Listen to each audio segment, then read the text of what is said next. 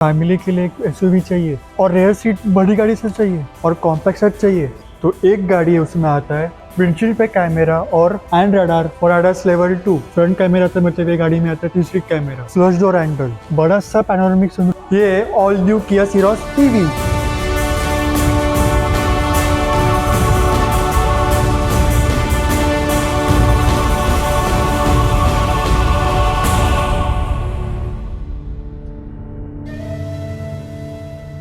Front design के बारे में बात करें तो यहाँ पे आपके पास एलईडी डीआरएल्स आ जाते हैं, यहाँ पे क्यूब शेप के हेडलैम्प्स आ जाते हैं और फ्रंट में 6 पार्किंग सेंसर आ जाते हैं। This is the first, this is second and this is the third. और वो साइड पे और 3। और एक ईवी है इसलिए आपको यहाँ पे क्लोज ग्रिल मिल जाती है और फिर यहाँ पे आपके पास नॉर्मल वाइपर आ जाते हैं, एरोटिन वाइपर नहीं है, विच रियली कॉस्ट कट।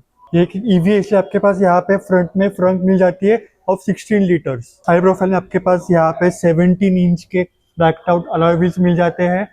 फिर यहाँ पे आपके पास ब्लैक वायर में आ जाता है अलॉन्ग विथ इंडिकेटर और उसके नीचे ही आपके पास यहाँ पे कैमरा आता है 40 कैमरा।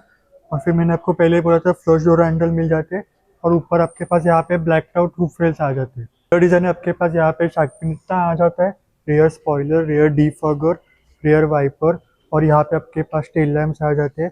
उसके नीचे जाए तो यहाँ पे एक्सलाइन का बैज आता है because this car is the X Line variant है। और पीछे भी आपके पास 6 रियर पार्किंग सेंसर आ जाते हैं और लेफ्ट साइड पे जाए तो यहाँ पे आपके पास सीरोस ईवी का बैज आ जाता है और उसके नीचे आपके पास यहाँ पे रिवर्स कैमरा आ जाता है। Check out the boot space of the car.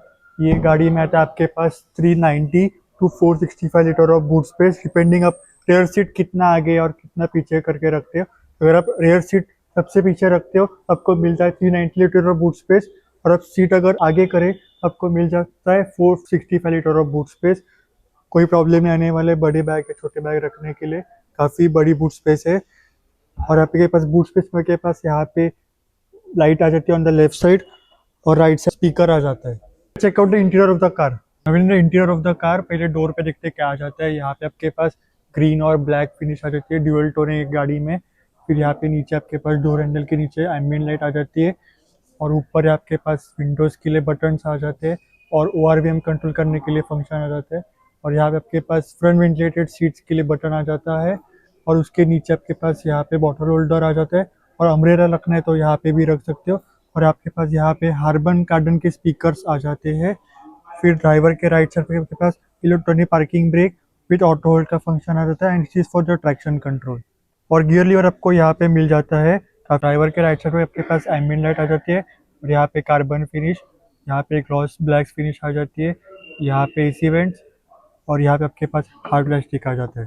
ये गाड़ी में आपके पास 12.3 का इंस्ट्रूमेंट क्लस्टर फुल्ली डिजिटल है जो आप कस्टमाइज कर सकते हो फ्रॉम योर शेयरिंग व्हील, जैसे मैं कर रहा हूँ। ये ADAS के लिए फंक्शन दिखा रहा है।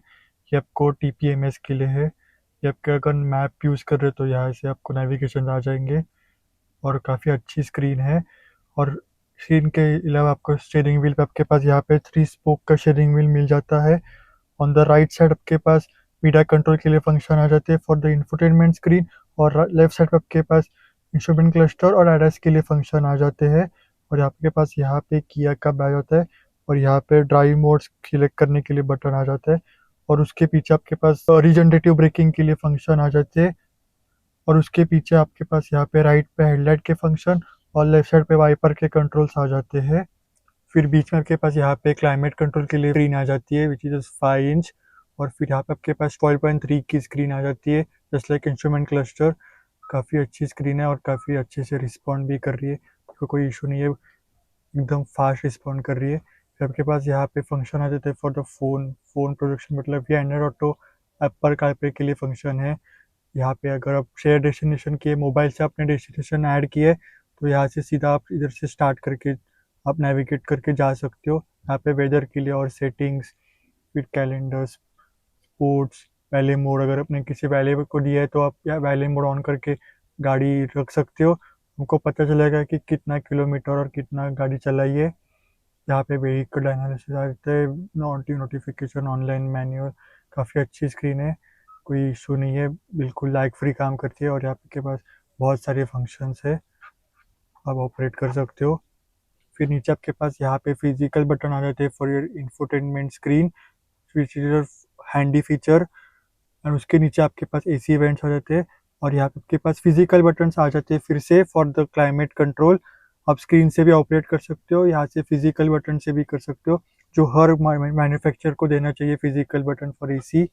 फिर उसके नीचे आपके पास यहाँ पे 180 वोल्ट का चार्जिंग पोर्ट आ जाते हैं, एक 100 वोल्ट का चार्जिंग पोर्ट और दो टाइप सी चार्जिंग पोर्ट आ जाते हैं। फिर आपके पास यहाँ पे वायरलेस फ़ोन चार्जिंग का पैड आ जाता है।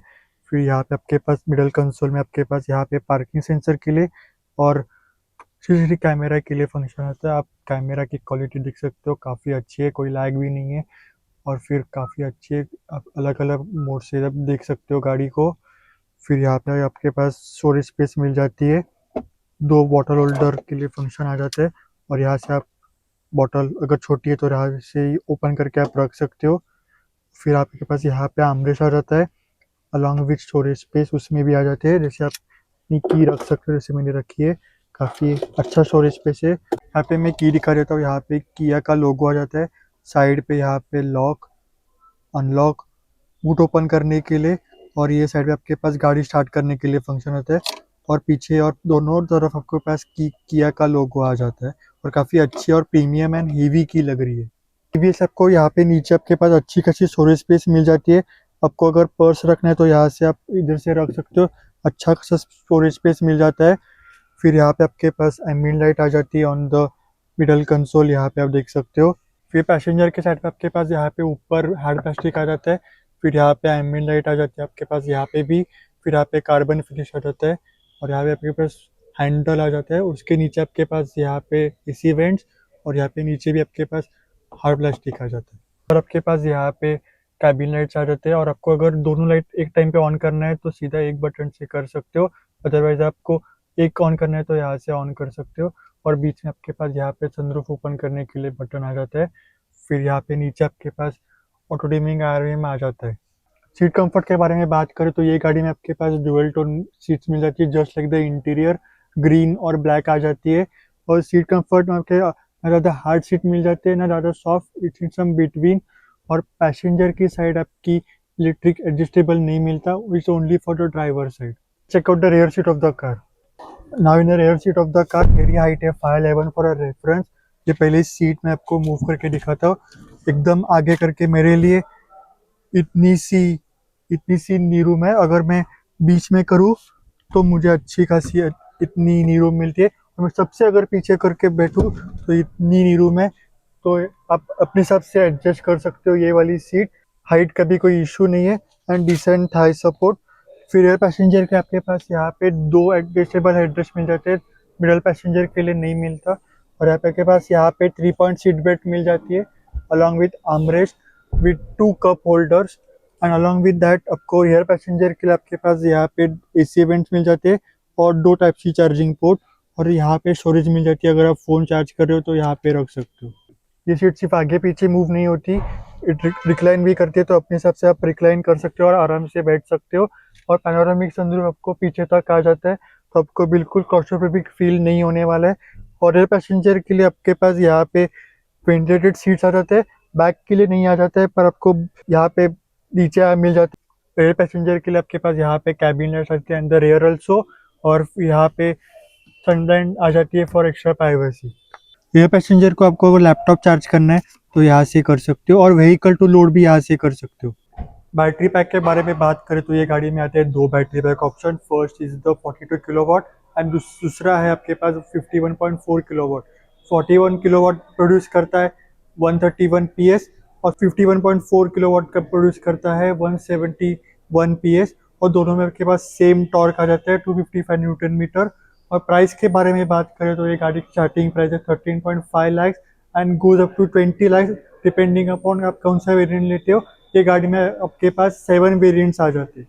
You need to thank Autobahn Kia for inviting to shoot the walk around of Kia Ceros EV. Follow Motoris for such content.